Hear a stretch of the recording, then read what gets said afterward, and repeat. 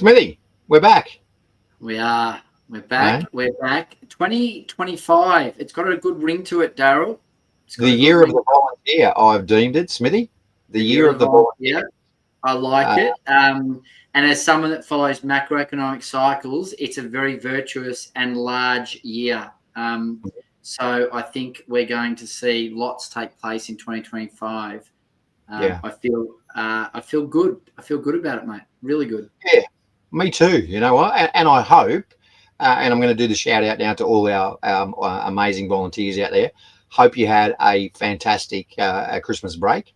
That you didn't get up to too much mayhem on the new year, and that you're all super excited about all those things that are going to be wonderful and forward moving as far as all our missions are concerned this year. Well, I know that's our plan this year as we reflect back on last year and all the things that we learned. And again, thanks to the contribution of all the amazing volunteers out there who, again, still blow my mind, Smithy, about the fact that they'll give us feedback and questions rather than negative Google posts and all that sort of stuff. So we really appreciate and bashing us when we stuff up. Yeah.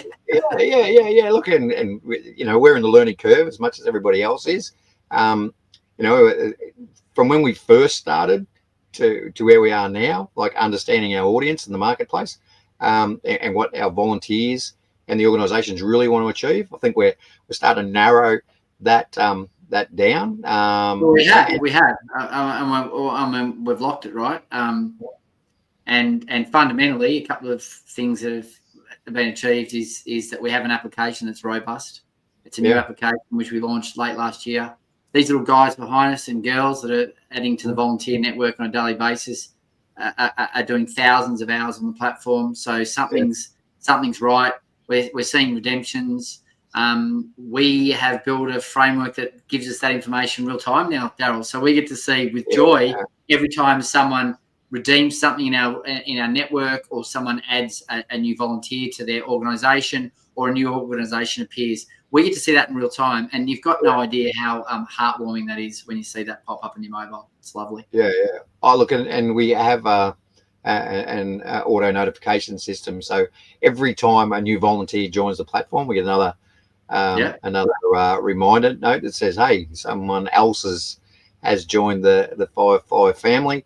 So it's fantastic. So all the volunteers out there, if you're on the platform, if you enjoy what we're trying to achieve and trying to help in relation to assisting your organisations do things from managing volunteer time, recording time, understanding how we can amplify the rewards for the recognition that they do. Just share the link and help us build the community.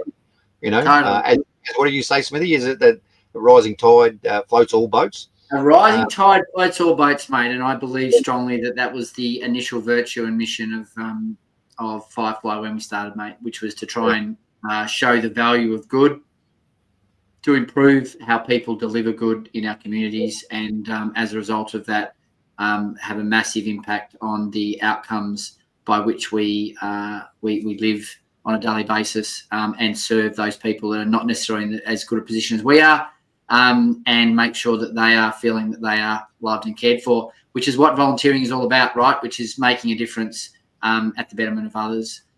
Yeah. So, reflect and refresh. What a great topic. That's one of the topics we launched under our 25 R's. We're nearly halfway there, mate. So I know, right? we went from the 3 R's or the 4 R's of what we all think are the typical community and volunteer R's, and we thought we'd just float those to be much deeper and much wider.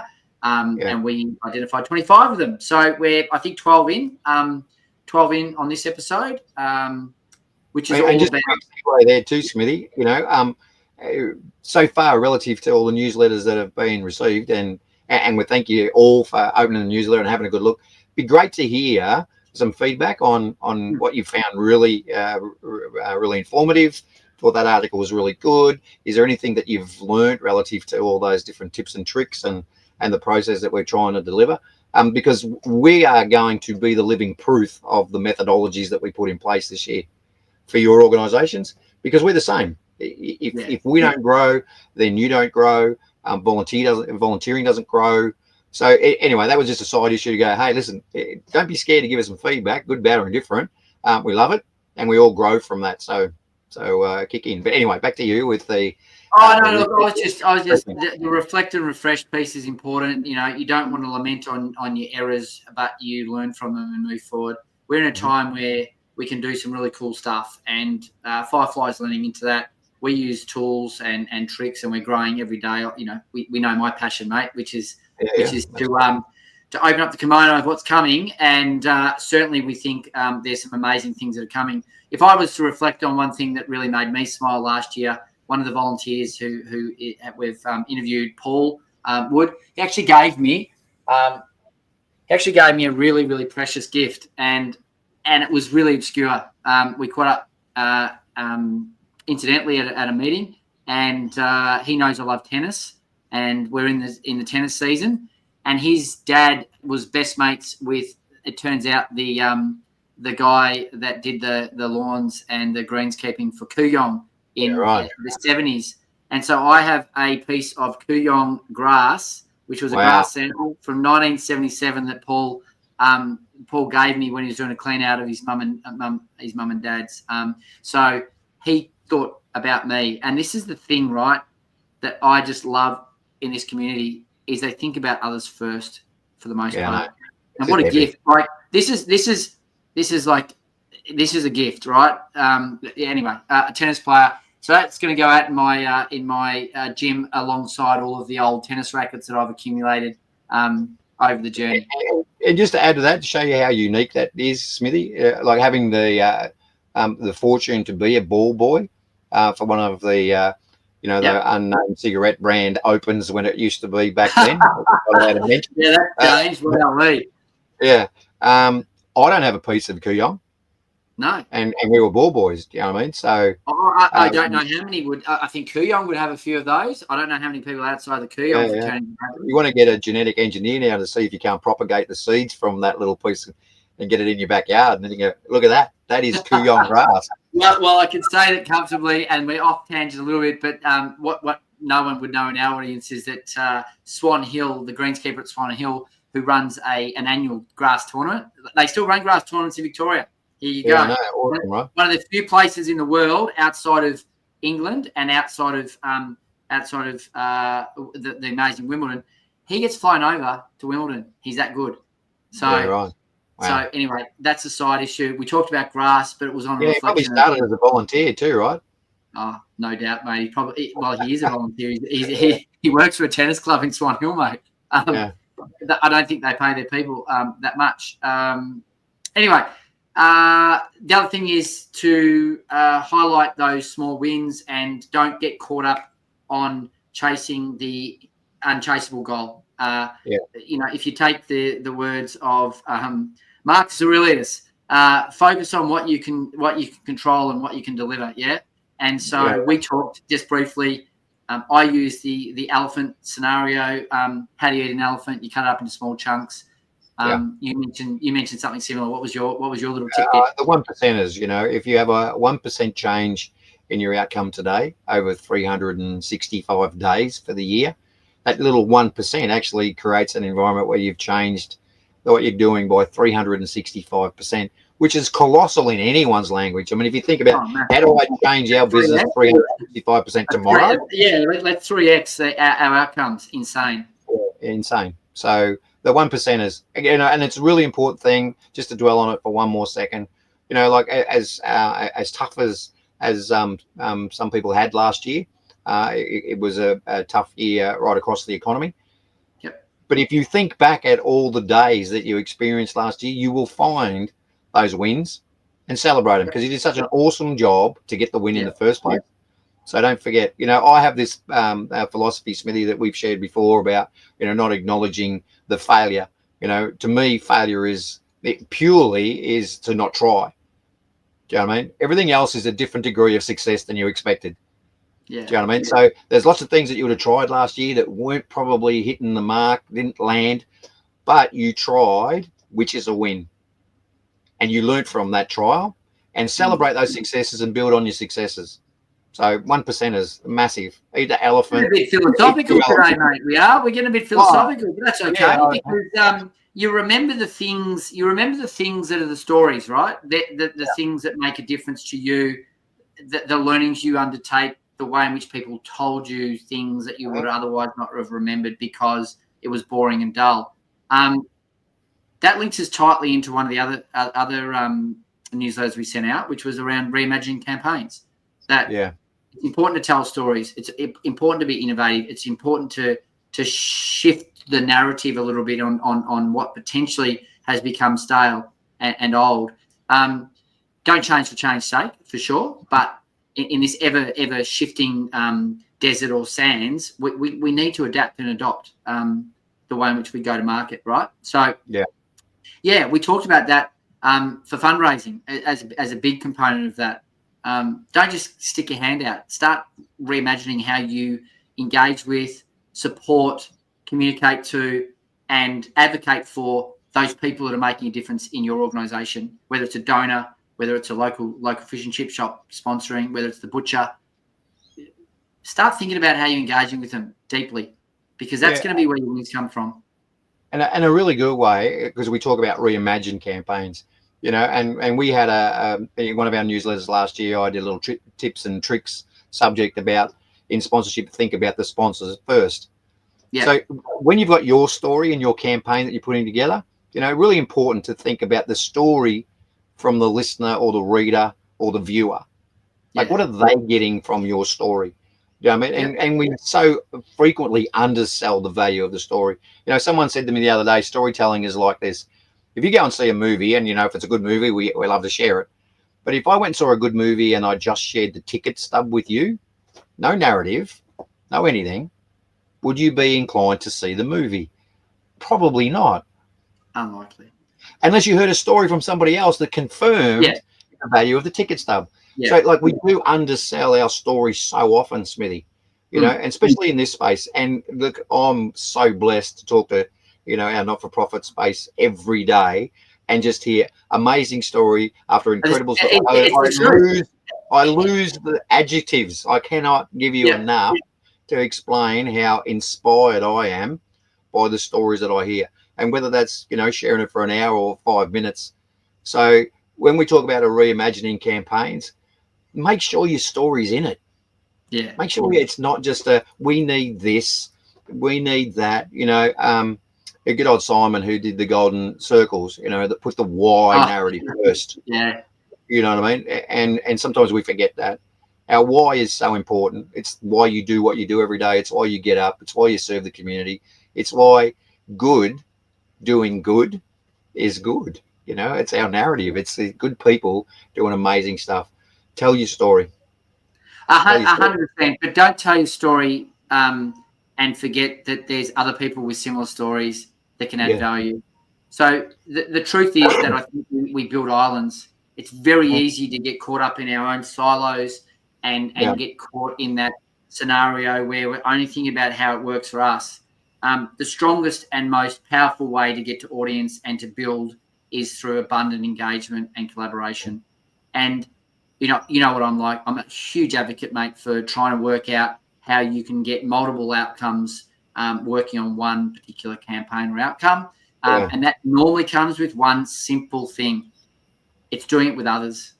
Doing it with others. So find ways to get amongst others that are on the same mission, keen to involve themselves, and really lean into that collaboration piece, because it will create the sparks that are required to see success. It's not easy. Again, it takes time. It's outside your comfort zone. It's asking people for help. I don't know anyone, if you lean into and ask for help, that says no. I actually don't. And if you meet those people, well, guess what? Whatever. Not in this space. The narrative, there's a couple of those obstacles we got with storytelling in this space that I've seen. One, most of our volunteers are so humble, it's not funny. Yeah, correct. So it's not a natural thing. There we go. Look, more volunteers ringing every day. Can't help it. Not how do I use the app though, that one, mate. That's we've made it easy. Yeah. So they're humble in the first place. Like, they would rather take the back seat than the front seat. And they do things just because it's a good thing to do. So that's a real battle for some to get over that. How do we How do we advocate that story outward without creating a spotlight on me? Because I don't really want to do it. But you have to think about the mission, the purpose, and the outcome of the purpose that you're serving, and your stories need to be told. So suck it up. And the other side to it is that it's very easy when you're in a volunteer-led, committee-led, or board-led environment to think that you've got the answers. I've been here forever. I know all of the tips and tricks of this industry. Of course, I know them all. It's just arrogant and it's ignorant. And so the other collaboration piece is how do you collaborate with the people that are coming in and the new and fresh faces that are seeing things from a different perspective. And so I would really suggest, not the right word, but I would really ask for people to think about leaning into that a little bit and really looking at whether it's the new graduate, whether it's the new member, it doesn't really matter. Ask the question, what can we do differently? What can we do better? Yeah. And if you ask that question, sure, you're going to get all myriad of responses, but it's then the opportunity to filter. And when you filter, that's what the committee's job is, to filter the good stuff and enhance it, right? So, yeah, I think collaboration, massive for 2025. It's got to be there. We're coming into a digital age. We've got to really think about the human connection piece still. Doesn't mean we don't lean into the digital, which links us to probably the other and this specific newsletter that we're going to launch tomorrow, which is about revolutionising meetings. Because my, oh my, have I sat in some droll meetings in my time that have gone for 3 and 4 hours, and all I'm doing for the last hour is looking at my watch and going, should I eat another Tim Tam or should I try and close this myself? So how do we do this, mate? What do we have to think about? What are the important things, buddy? Yeah, look, first for me is always, are we having a meeting to book another meeting? Yeah. You know, I have really defined expectations of all the meetings that I get into. And unfortunately, a lot of us don't do that. We have to have a meeting about this subject. So we talk about the subject, and now we have a meeting relative to what the discussion was of the subject. So rule number 1 for me is make sure that everybody who is attending has submitted or thought about what the expectations they have for the outcome of the meeting. The second thing, and I learned this from a good mate of mine, might be Courtney Smith, that there's tools now that can, excuse me, let me pause for 1 second. There's tools now that he's discovered, and all you need to do is message Courtney, and he'd be happy to steer you in the direction of how to use it, that actually can now do that whole process, the burdensome stuff. What's the outcome of the meeting? What are the meeting minutes, and what are the notes, and what are the task allocations? And so fortunately, he shared with myself and the rest of the team that there's now these protocols where you can just go, right, we've got an online meeting, so that's going to be recorded by one of the AI assistants that can do that. That'll then do the transcript of that. And then there's a software tool that you can punch that off, and your meeting minutes are done and circulated to everybody, just like that. Yep. And if you know how to manage that, it actually comes out in the format you want. So we are at Firefly looking at the moment on how we can just get these wins across what we call in the business parlance, the customer journey. And the customer journey is, how do you attract someone to your mission? That's the truth. Yeah. How do you then talk to them in a way that convinces them to be part of your mission? How do you get them to step over the chasm and actually commit to the mission? And then how do you ensure they stick around? And the most important one, tell others. Tell others. So is it any different running an organisation than it is running a business, Darryl? No. You know, in fact, it's really important we start thinking like a business when we're running an organisation, and we don't. And we don't. Yeah, you know, I have the narrative, and I've said it, and I'm pretty sure I've shared it in here as well, with a lot of the consultancy stuff that I do in relation to the charity space and sporting club space. You know, because especially in the charity space, a lot of people think they're running a charity, and I say, no, you're running a business whose product is charity. Like there's a big, there is a big difference between the mindset of needy and the mindset of sustainable, profitable. And if we don't generate that business revenue, if we don't look at those things that can empower us to deliver more service, then what are we doing? We're the charity. We need people to give to us, for survival rather than thriving. And we want to see all our not-for-profits thrive because of the services that they give to the community, Smithy. Like without them, we have a whole different society. So, our mission is to not only, amplify the volunteering time, reward your volunteers, create new and, innovative fundraising and sponsorship models. It's to make sure that we have a volunteer sector, that we make sure that we have 5.9 million vibrant people who care about other people thriving at what they do, not struggling with the burdens and all that sort of stuff. So in relation to revolutionising meetings, my last point is, can I get the result without the meeting? Yeah. And if I can, I don't need a meeting. That's already revolutionised them, right? Yeah. Just get the result. But and the other one is when setting up, which I think is a critical one, and it's etiquette and it's understanding about is the setup of the meeting, which you talk to, making sure there's an agenda, making sure everyone's had an involvement in the agenda into the meeting and has added value. And the last one is when you come out and you start to task people, you don't CC the world. I don't need to see what you're doing, mate. If your task is to do it, the only person that needs to be told to that task is you. Yeah, correct. That's it. But everyone seems to feel like they've got to have everyone, the whole world, see what everyone else has got to do. It's nuts. So be tighter, be more intelligent. And there's a little story I wanted to tell off the back of that, which I was reminded of when we were talking then. And I'm looking to interview this person in our next session or a session coming, which is one of the people I work with on one of the volunteer committees I serve, who shows and runs meetings very capably, and on top of that has a collaborative and abundant mindset. And so the next thing that I was keen to talk to was this thinking about how do you engage widely and then initiate outcomes for value. They actually, as part of the local primary school, the local tennis club and the local cricket club, all came together. Doesn't happen, mate. This does not happen. All came together and decided that they would use the local oval and create a community market, and that the proceeds of the funds would be distributed across those volunteering organisations appropriately based on volunteer involvement.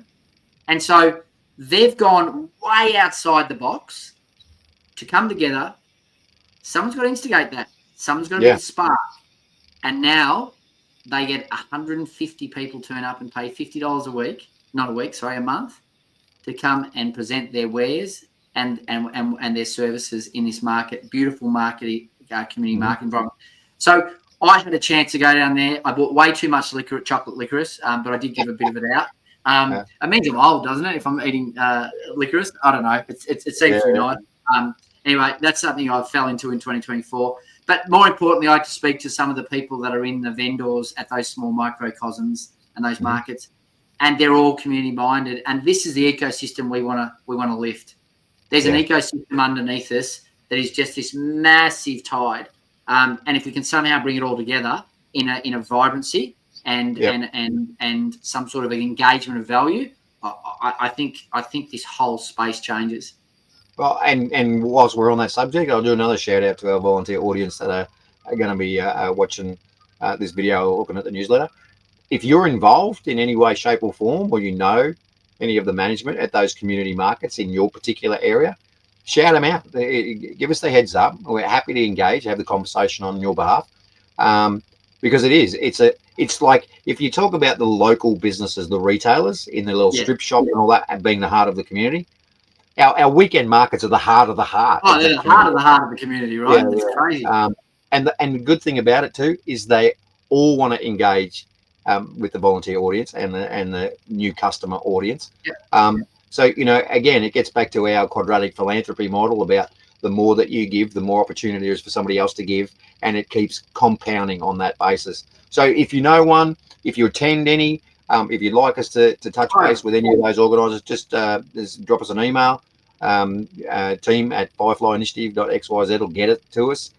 Courtney and I will personally engage in any of those referrals and touch base and see if we can't pull more of that community together.